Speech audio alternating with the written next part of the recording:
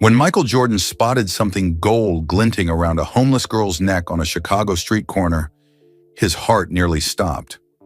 That necklace wasn't just expensive, it was the most personal thing he owned. A custom piece he'd made after his father died, covered in secret coordinates that marked every important moment of his basketball career and the exact spot where his dad taught him his first shot. It had vanished from his locker room 3 months ago, and he thought he'd never see it again. But there it was, hanging on a 9-year-old girl in torn clothes and taped-up shoes, holding a cardboard sign that said, "Anything helps," while her little brother coughed and shivered beside her. Michael stood frozen in his expensive suit, his championship ring suddenly feeling heavy on his fingers. The girl looked terrified when his shadow fell across her, like she knew he was there for the necklace. Her thin hand covered it protectively, ready to fight even though she was just a kid, and he was one of the most famous athletes in the world. What Michael did in that moment would change both their lives forever. Michael Jordan stood frozen in the Chicago shopping district, his 6 championship rings suddenly feeling weightless on his fingers as he stared at the glint of gold around a young girl's neck. The pendant swaying against her worn jacket was unmistakable, a custom piece he'd commissioned after his father's death, engraved with coordinates that marked every significant moment of his basketball career and the exact spot where James Jordan had taught him to shoot his first basket. The necklace had vanished from his locker room 3 months ago, and he'd assumed it was gone forever, likely pawned by whoever had taken it. But here it was, hanging from the fragile neck of a child who couldn't have been more than 9 years old. Her clothes threadbare and her shoes held together with duct tape, standing outside a convenience store with her eyes cast downward as people rushed past her without a second glance. The girl clutched a small cardboard sign that read, "Anything helps," in shaky letters, and beside her sat a younger boy, maybe 6, who leaned against her shoulder with his eyes half closed despite the cold November wind whipping through the street. Michael's security detail tensed as he took a step forward, their hands instinctively moving toward their phones, but he raised his palm to stop them. He'd been heading to a business meeting, dressed in one of his immaculate suits, his presence already drawing whispers from passers-by who recognized the legendary athlete even with his baseball cap pulled low. But the meeting suddenly seemed utterly insignificant compared to the mystery unfolding before him. The necklace caught the afternoon light again, and Michael felt his throat tighten with a complex mixture of emotions he couldn't quite name, anger and confusion and something deeper that made his chest ache. He approached slowly, not wanting to startle the children, and as he drew closer, he could see that the girl's hands were red and chapped from the cold, her fingernails bitten down to the quick. The boy beside her coughed, a rattling sound that spoke of illness left untreated for too long. And Michael watched as the girl immediately wrapped her thin arms around him, whispering something that made the child nestle closer. When Michael's shadow fell across them, the girl looked up, and he saw fear flash across her face, the instinctive wariness of someone who'd learned that adults bringing attention usually meant trouble.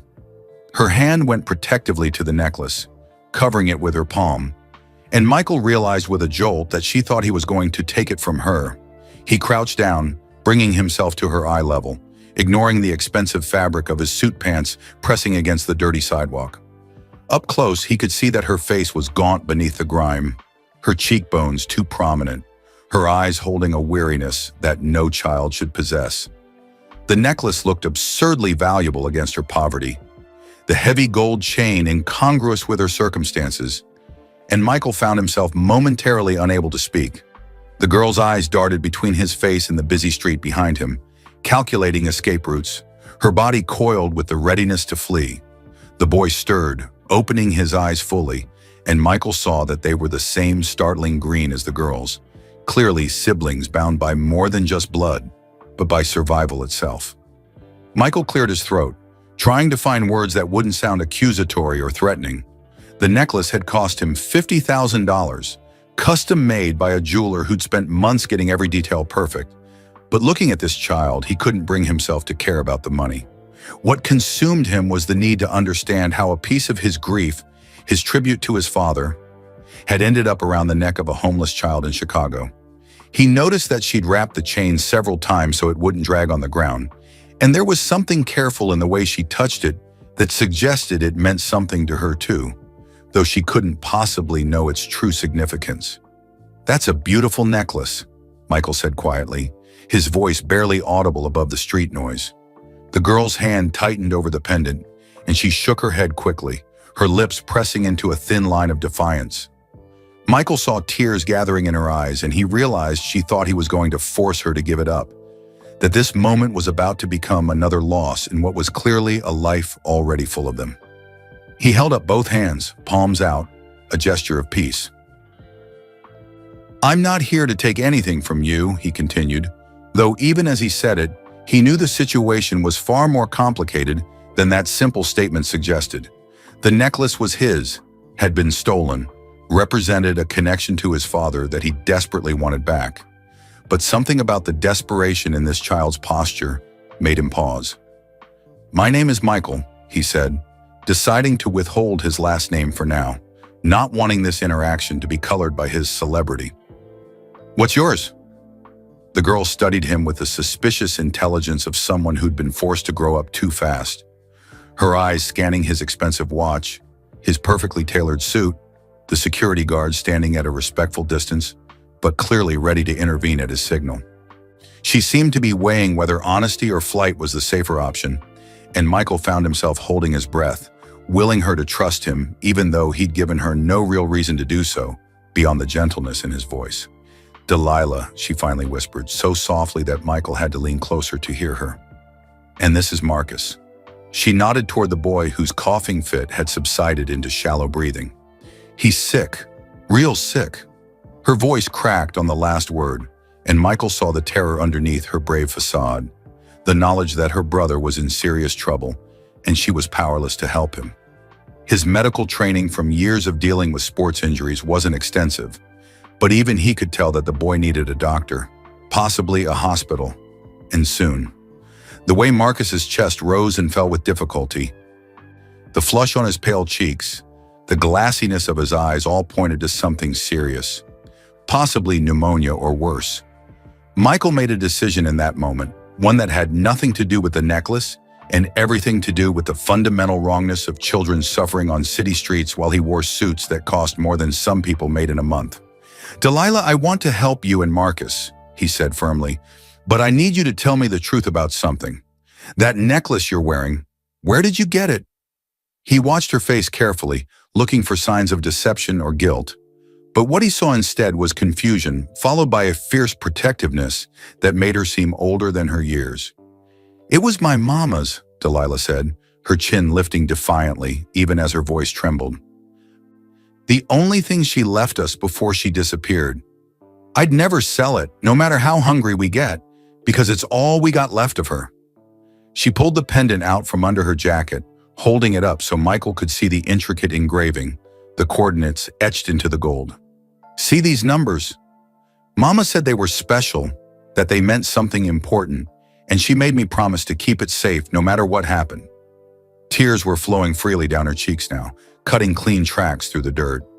"So if you're going to take it, you'll have to rip it off me and I'll fight you, even though you're big and I'm just a kid." Michael's mind reeled, trying to make sense of this information.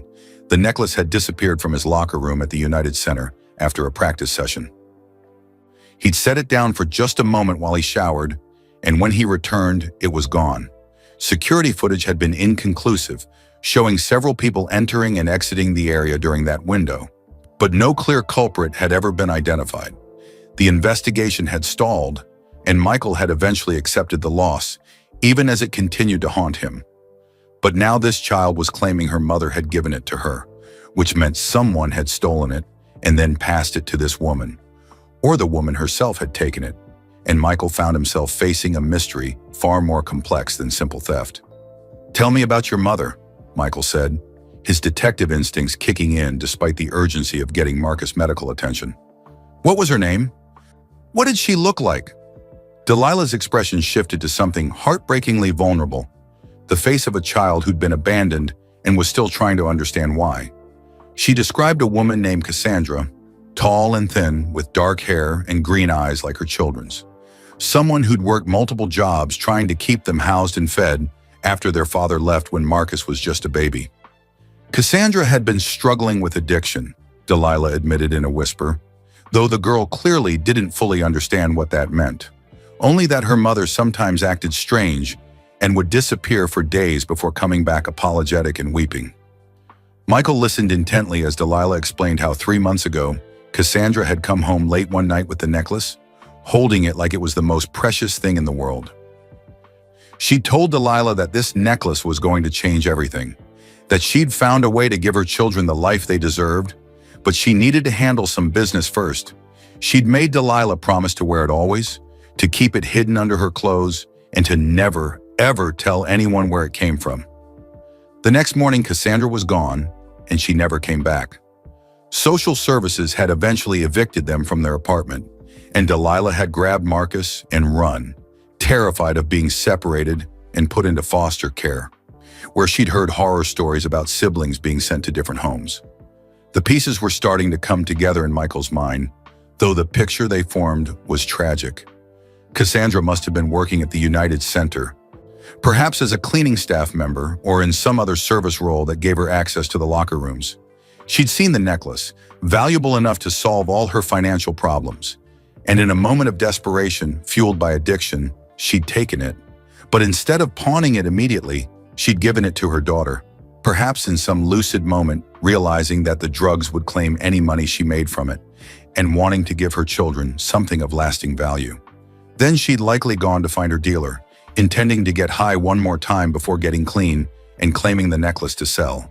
But something had gone wrong. Michael felt a chill run down his spine as he realized what Delilah probably didn't fully grasp yet. Her mother was most likely dead, another casualty of the opioid epidemic ravaging American cities. Marcus coughed again, harder this time, and Michael saw blood fleck the boy's lips. Delilah's face went white with panic, and she grabbed her brother, shaking him gently while calling his name. Michael didn't hesitate, sweeping the boy up into his arms and barking orders at his security team to get his car immediately. Delilah scrambled to follow, her small hand clutching the back of Michael's jacket, terrified of being separated from her brother. The weight of the child in his arms was shockingly light, malnutrition having taken its toll, and Michael felt rage building in his chest at a system that allowed children to fall through the cracks so completely that they ended up dying on city streets. His SUV pulled up within seconds, and Michael climbed in with Marcus still in his arms, Delilah pressing in beside him. He directed his driver to Rush University Medical Center, the closest hospital with a top-tier emergency department, and pulled out his phone to call ahead. His name carried weight in this city, and he wasn't above using it when lives were at stake. By the time they arrived, a team was waiting at the emergency entrance, and Marcus was whisked away on a gurney, with Delilah running alongside, refusing to let go of his hand until the doctors gently pried her fingers away and promised she could see him soon. Michael found himself in a private waiting room with a small, terrified girl who kept touching the necklace around her neck like a talisman. A nurse brought hot chocolate and sandwiches, and Michael watched as Delilah fell on the food with the desperation of someone who hadn't eaten a proper meal in days. She tried to maintain dignity, taking small bites and chewing carefully, but her hunger won out, and soon she was cramming food into her mouth with both hands, tears streaming down her face as she ate. Michael felt something crack open inside his chest, a door he'd kept carefully sealed since his father's death, a door that protected him from feeling too much in a world that demanded so much from him already. When Delilah finally slowed down, her stomach visibly distended from eating too much too fast, she looked at Michael with eyes that were equal parts gratitude and guilt. "I'm sorry," she whispered. "I know I should have eaten slower. Mama always said I needed to mind my manners." Michael shook his head, reaching out to gently touch her shoulder. "You have nothing to apologize for," he said firmly. "Nothing that's happened is your fault, Delilah. Not your mother leaving, not Marcus being sick, none of it. You understand me?" The girl nodded, but Michael could see she didn't believe him, that she'd already internalized the shame that society heaps on the poor for their poverty. A doctor appeared after what felt like hours, but was probably only 45 minutes, and her expression was grave. Marcus had severe pneumonia complicated by malnutrition and dehydration. They were pumping him full of antibiotics and fluids, But the next 24 hours were critical. If they'd waited even another day to bring him in, she said quietly while glancing at Delilah, the outcome would likely have been very different. A polite way of saying the boy would have died. Delilah absorbed this information with a stoicism that was devastating to witness, nodding like she'd been expecting bad news because bad news was all she'd known for months. Michael made arrangements for Delilah to stay in the room with Marcus once he was moved out of intensive care, and he called in favors to ensure the hospital bill would be handled. But as he prepared to leave, promising to return the next day, Delilah's small voice stopped him. "Are you going to take the necklace now?" she asked, her hand covering the pendant. "I know it must be expensive, and you paid for Marcus's doctor, so I guess it's only fair. But could I maybe have one more day with it? Just to say goodbye?" Her voice broke on the last word, and Michael turned to face her fully. This was the moment he'd been avoiding, the confrontation about ownership and theft and what was legally and morally right. The necklace was his property, stolen property, and he had every right to simply take it back. But looking at this child who'd already lost so much, who'd been clinging to this one piece of her mother as proof that she'd once been loved, Michael found himself unable to do what seemed obvious. The necklace represented his grief, yes, his connection to his father, the coordinates of memories he treasured. But for Delilah, it represented the same thing, a link to a parent lost, a symbol of love, even if that love had been imperfect and complicated by addiction and bad choices. "Tell me about the coordinates," Michael heard himself say instead of demanding the necklace back. "Do you know what they mean?" Delilah shook her head, pulling the pendant out to look at the numbers engraved on its surface.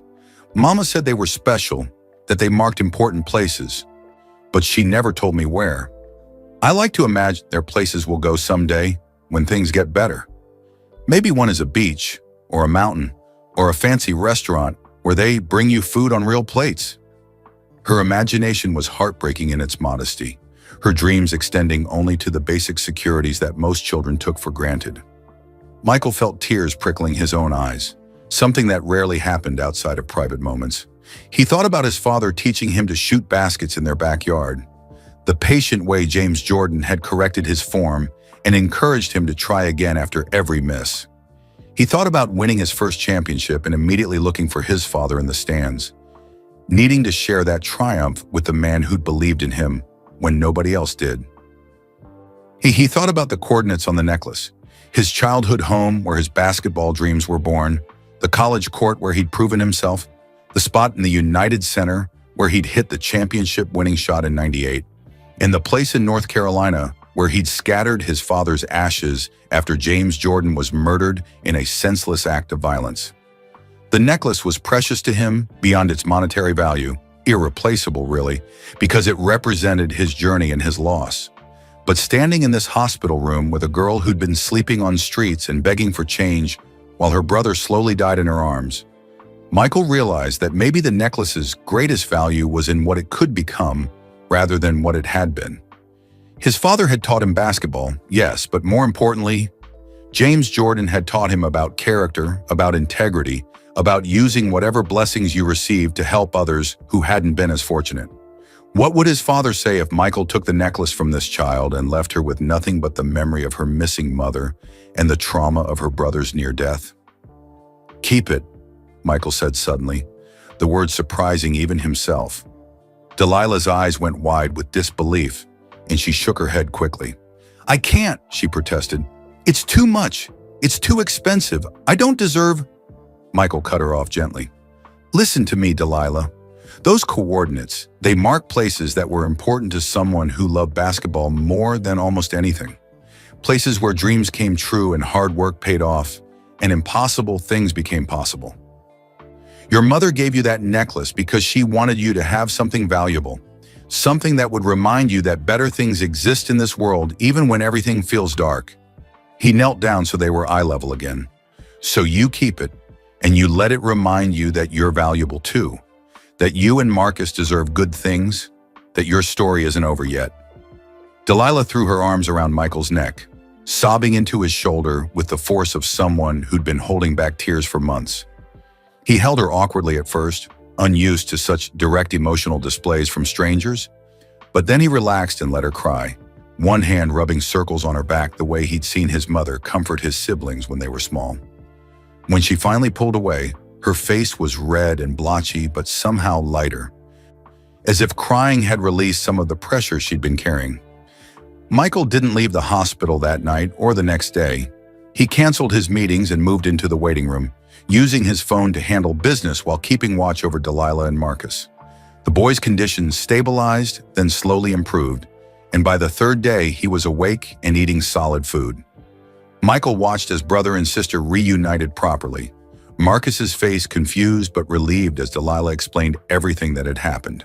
The boy was shy around Michael at first, hiding behind his sister, but gradually he warmed up, especially when Michael produced a basketball signed by the entire Bulls championship team and started showing him basic dribbling techniques using a rolled-up sock as a makeshift ball.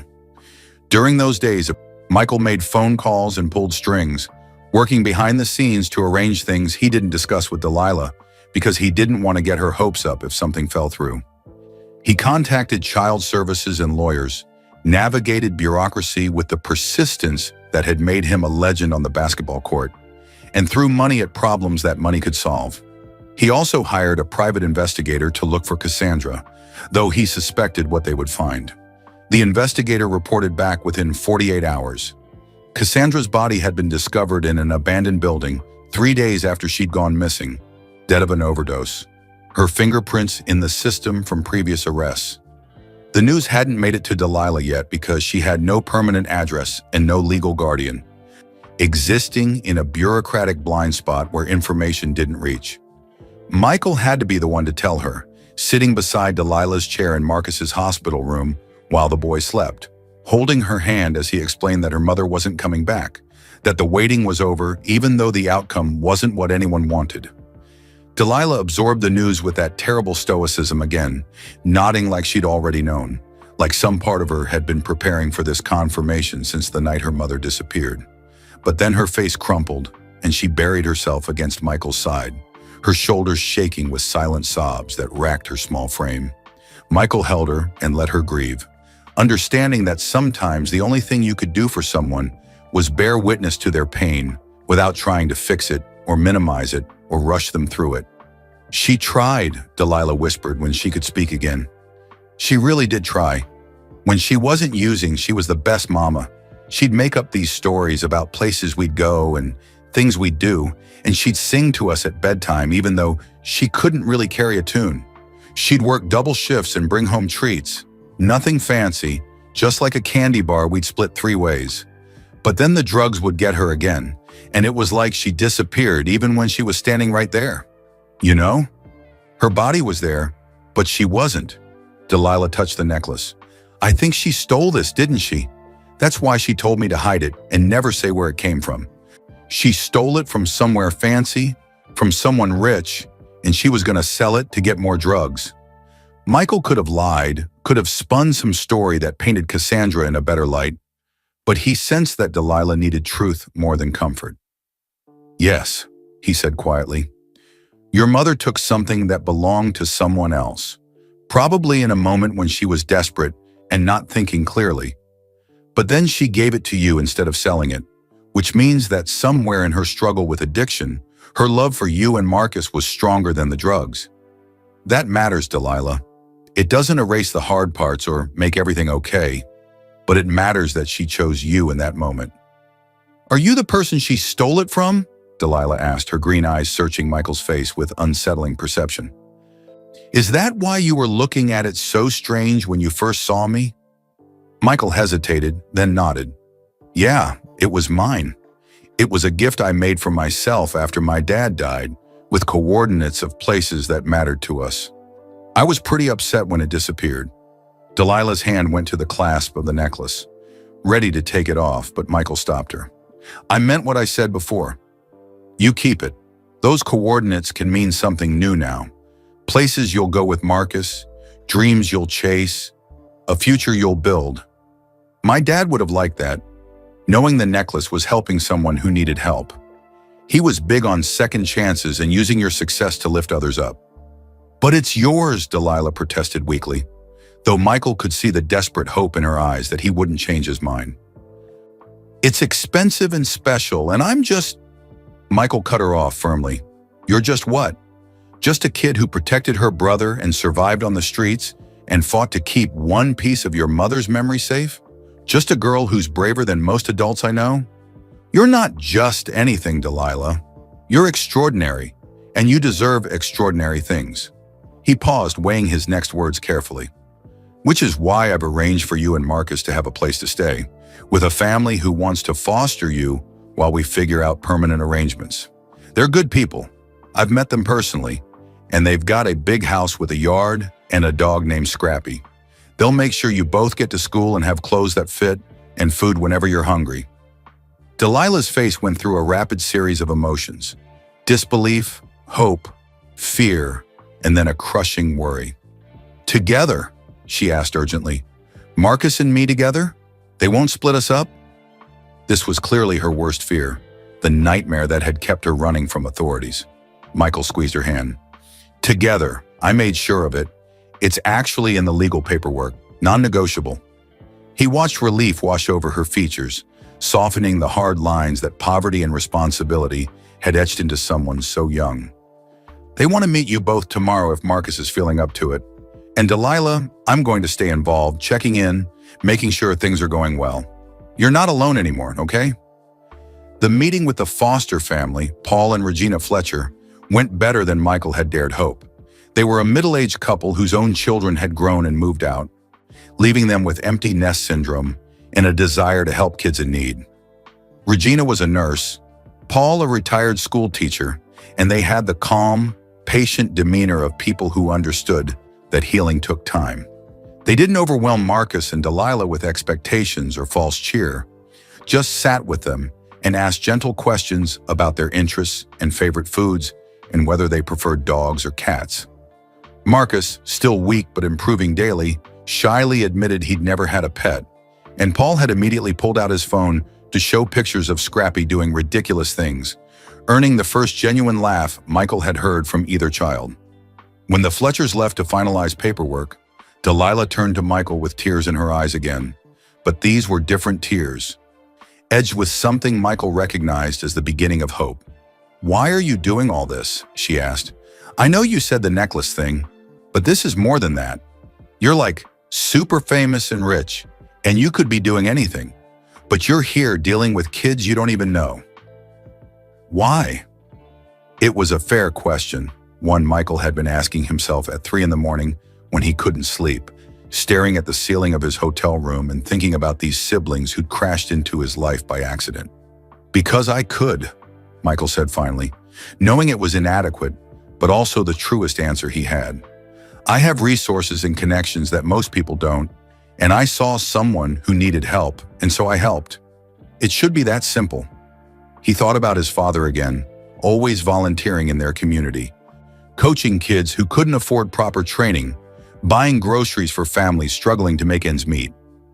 But also because seeing that necklace around your neck, something I thought was lost forever, it felt like a sign. Like maybe things don't just disappear, they transform into something else, something sometimes better than what they were before. My grief over losing it became your hope for keeping your mother's memory alive. And somehow that feels right, like the necklace is doing what it was always meant to do, connecting people to what matters most. Marcus was discharged from the hospital a week after he'd been admitted, transformed from the barely conscious boy Michael had carried through the emergency room doors into a thin but energetic 6-year-old who chattered excitedly about his new room at the Fletcher house and the possibility of getting his own dog someday. Delilah remained more guarded, waiting for the other shoe to drop, convinced that this temporary happiness would be snatched away as suddenly as it had appeared. Michael understood that wariness, the way trauma taught you not to trust good fortune because it was usually a prelude to something worse. He visited the Fletcher home regularly over the following months, watching as Delilah slowly unclenched, as her shoulders gradually lost their permanent hunch of defensive preparedness. He watched Marcus put on weight and color, transforming into a rambunctious first grader who brought home artwork to plaster on the refrigerator and learned to ride a bike in the big backyard. He watched Regina and Paul navigate the complicated business of parenting traumatized children, making mistakes but always showing up, always patient, always consistent in ways the kids had never experienced before. And he watched the necklace remain around Delilah's neck, a constant presence that she touched whenever she felt uncertain, though she now wore it outside her shirts rather than hidden. The coordinates still marked Michael's memories, but they were taking on new meanings, becoming waypoints in Delilah's journey from desperation to stability. Michael found himself telling her the stories behind each set of numbers, sharing his own memories of triumph and loss, building a bridge between their vastly different lives through the shared language of struggle and perseverance, and the people who believed in you when you couldn't believe in yourself. The legal process of making the foster arrangement permanent took nearly a year during which Michael became a fixture in the Fletcher household, attending school plays and birthday parties and family dinners where he was simply Michael rather than the sports icon whose face adorned billboards across Chicago. It was oddly liberating, being valued for showing up rather than for achieving impossible feats of athletic excellence. Delilah started calling him Uncle Mike about 6 months in, casual and unself-conscious, and Michael felt an absurd amount of pride at the nickname.